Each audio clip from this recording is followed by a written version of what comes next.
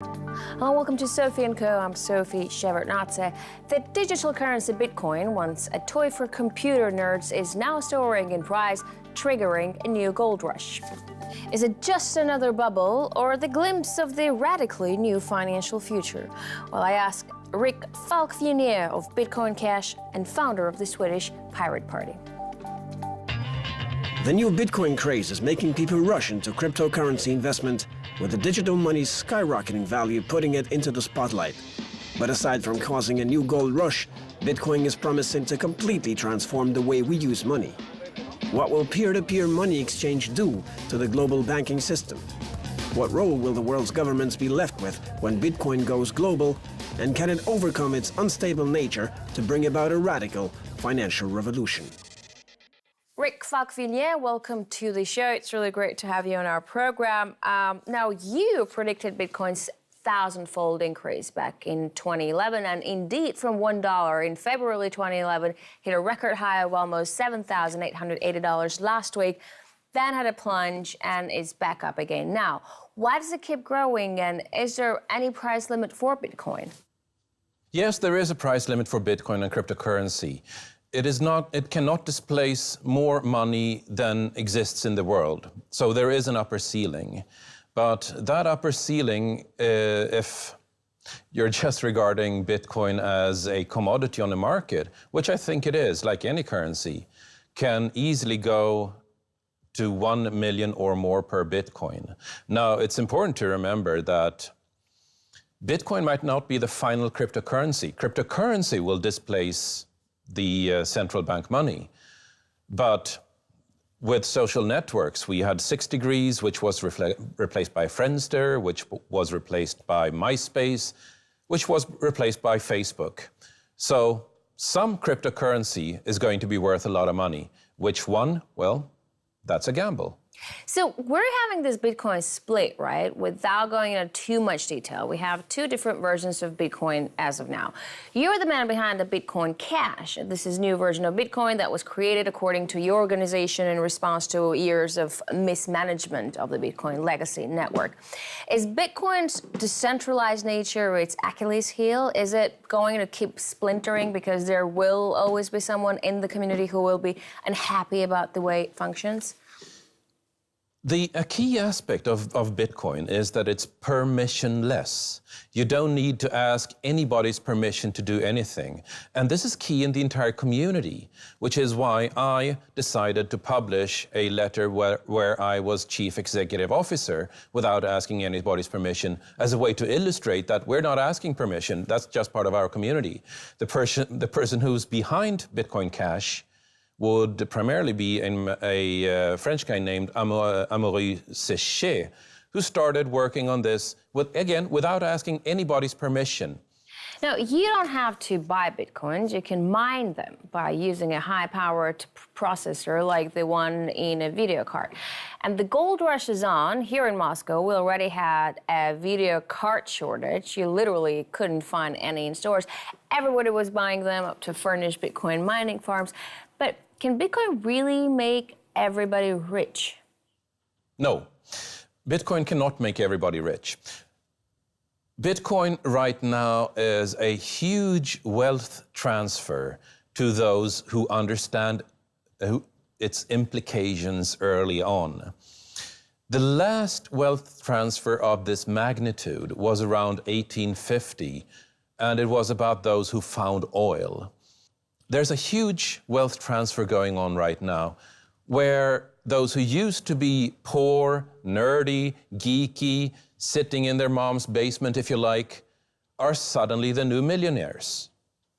And that, perhaps more than anything, is going to have a profound effect on what the future of our society looks like. Because for the last 200 or so years, it was the people who found oil that decided where money went, what research was made. And when the geeks and nerds are sitting on that money and deciding what research gets made, it's not going to be a better diesel engine. It's going to be a better solar panel. It's going to be teleportation. It's going to be space travel. I think that's going to be one of the more profound changes happening here. a wealth transfer to an entirely new type of people. So can everyone jump on this bandwagon, or is it too late?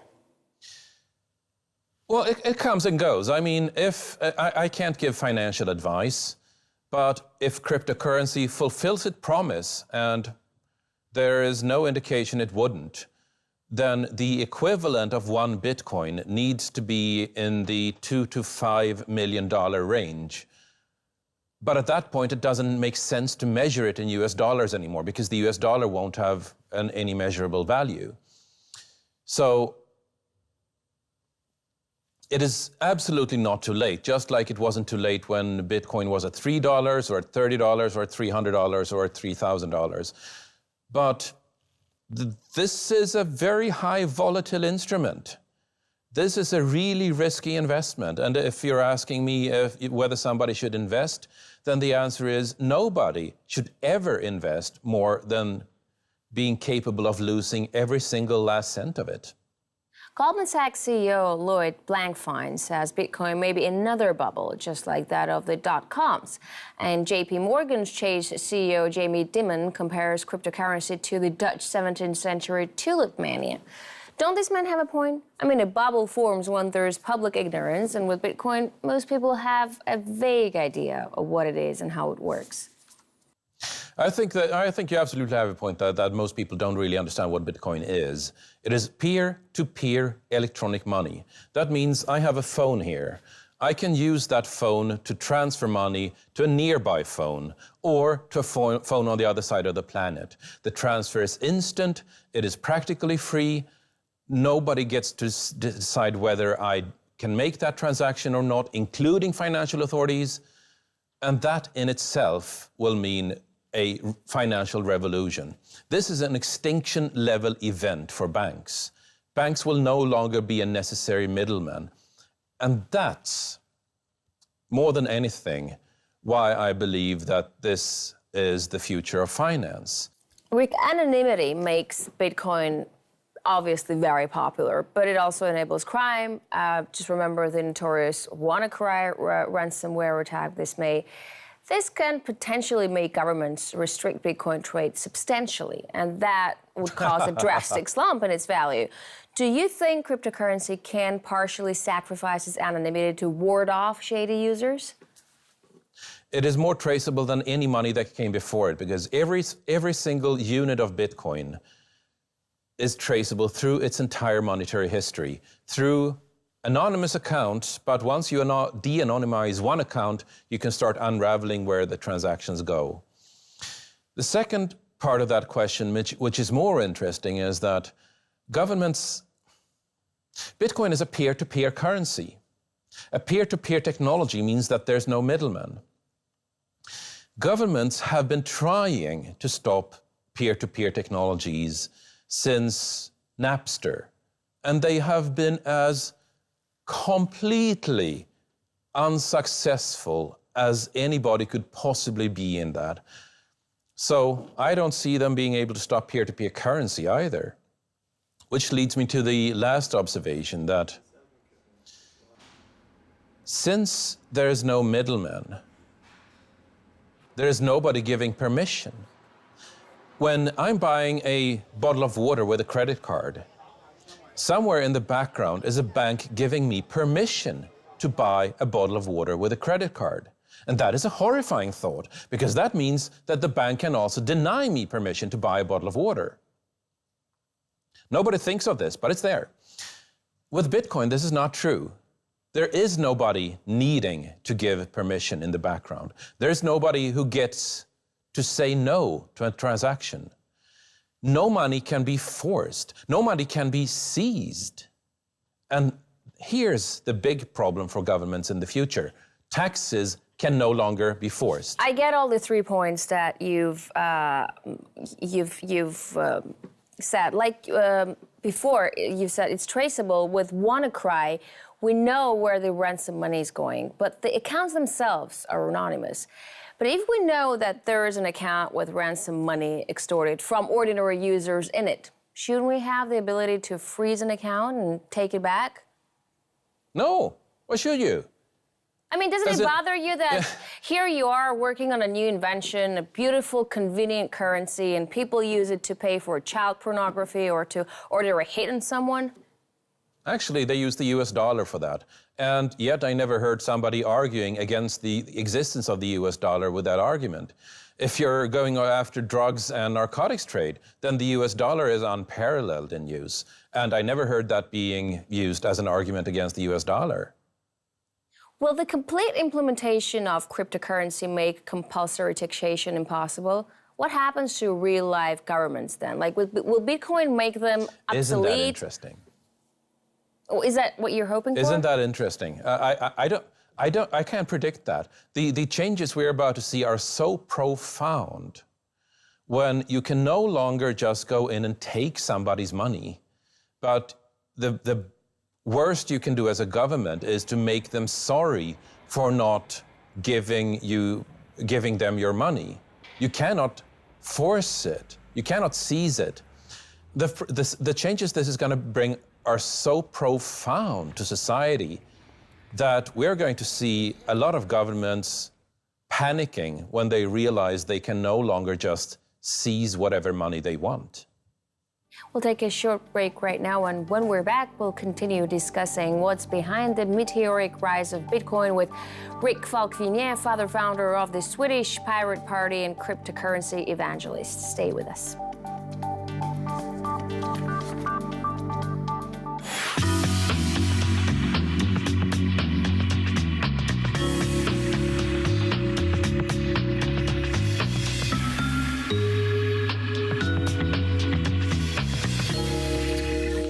And we're back with Rick Falkvinier, founder of the Swedish Pirate Party and cryptocurrency evangelist, discussing the future of Bitcoin. Welcome back, Rick. Now, do you think the government can come up with its own version of a blockchain currency, make it traceable, registered, and ensure nobody ever evades taxes or fines or hides their profit?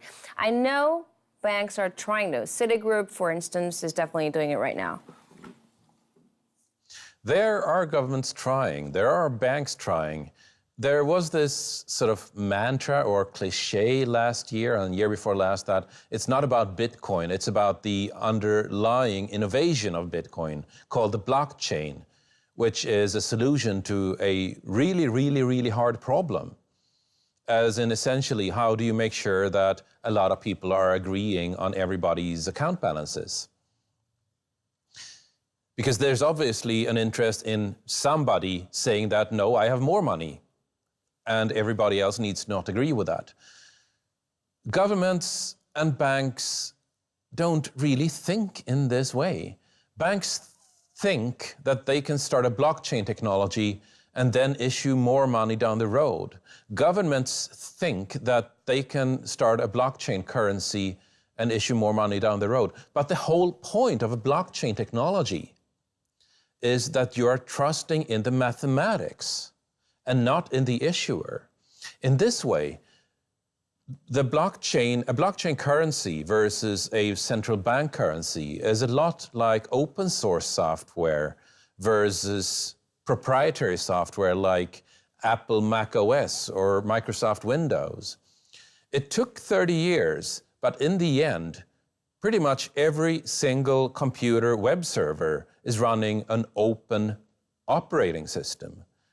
In the same way, I predict that we'll go from proprietary money to open money and permissionless money like Bitcoin.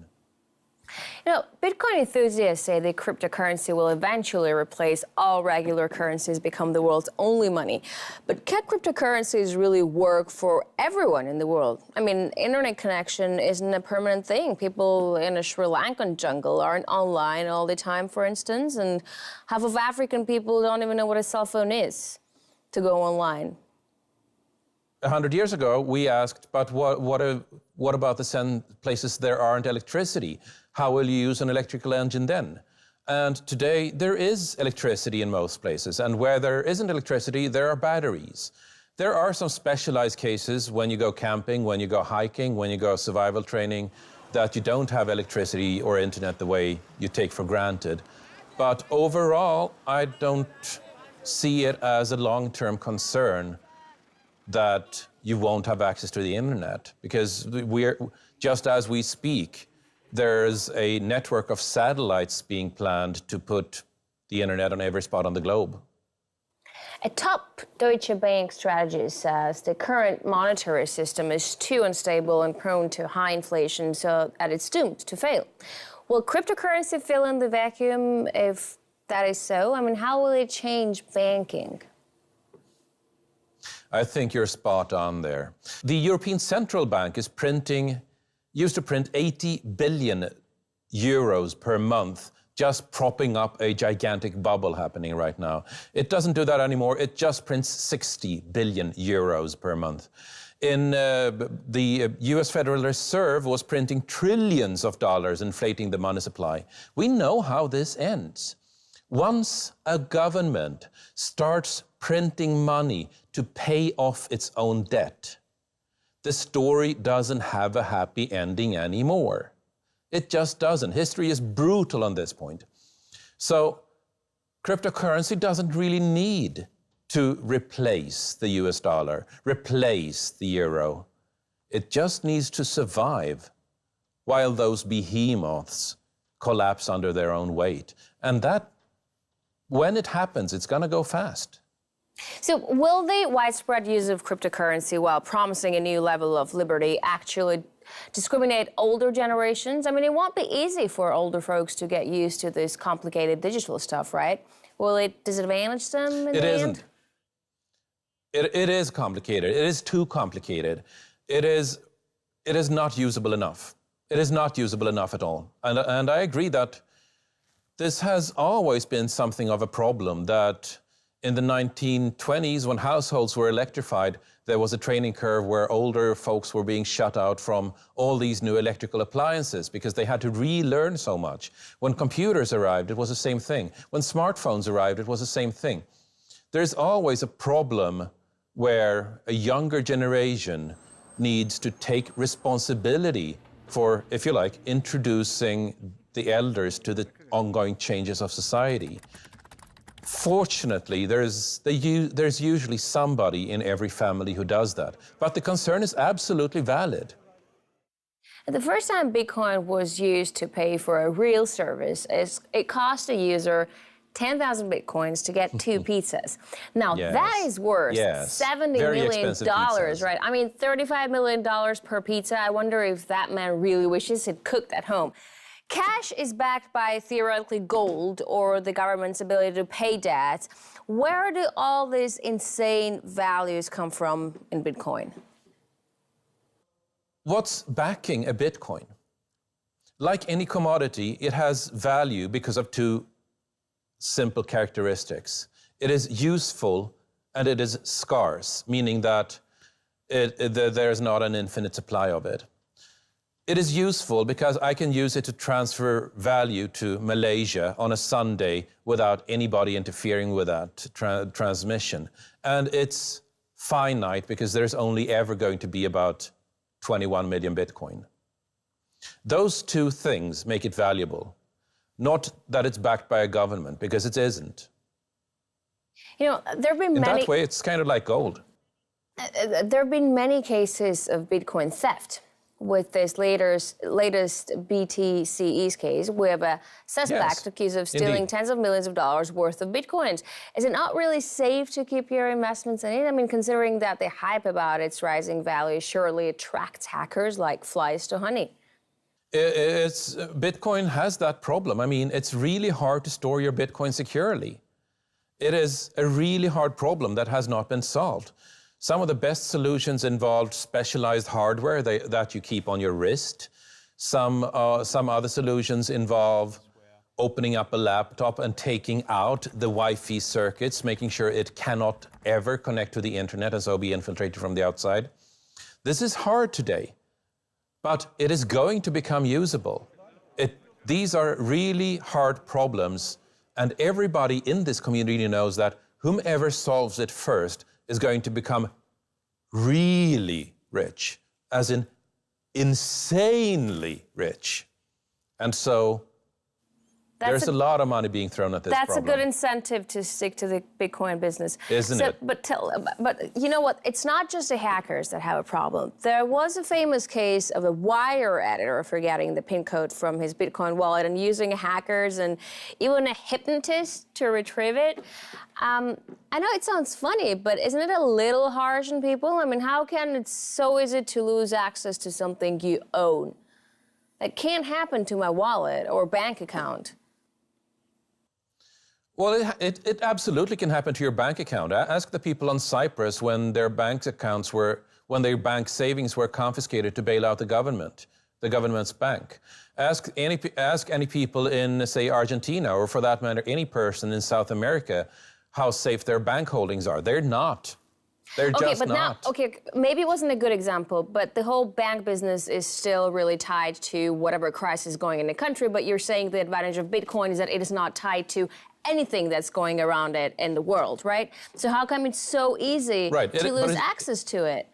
Something that you own just by forgetting a PIN code. Just by forgetting a PIN code. It is data. It is data. You can think of it as a file, if you like. If that file gets into somebody else's hands, then you lose your money. If the hard drive with that file on it gets destroyed or corrupted or just dies, then you lose your money, which is why this problem is so hard, which is also why a lot of people are working on it. But Bitcoin and cryptocurrencies are just in their infancy. This problem is going to get solved, just like every single technical problem before it that had so much promise but hadn't yet hit usability. We were there with streaming video for 10 years before YouTube hit in 2006. We were there with blogging for 10 years before WordPress and Typepad hit. We were there for about 10 years with file sharing before Napster hit in 1999. These things take about 10 years before somebody hits the right usability key. And remember, this is a technology that was devised in 2009. It's possible that if we're looking at a possible mainstream breakthrough around 2019, 10 years from then that the company the company who makes this breakthrough has not even been founded yet. Rick, for all the talk of being an internet freedom banner, Bitcoin isn't entirely independent. For instance, we've mentioned the BTCs, where the U.S. police has recently seized accounts of its clients and arrested one of its founders. So pressure can be put on cryptocurrency. It can be brought to heel. You cannot point a gun at a computer to make it give up its secrets. But you can point a gun at the computer's owner and make them very sorry for not giving up that file inside the computer. But this difference that might seem very small has profound effects, because it means that governments can no longer just walk in and seize money to pay people's taxes. People have to actually agree with paying taxes. And that in itself is going to be profound when governments realize this. All right, Rick, thank you very much for this interesting insight for this interview. We're talking to Rick Falkvini, CEO of Bitcoin Cash, founder of the Swedish Pirate Party and cryptocurrency evangelist, discussing Bitcoin and the future of finance. That's it for this edition of Sophie & Co. I'll see you next time.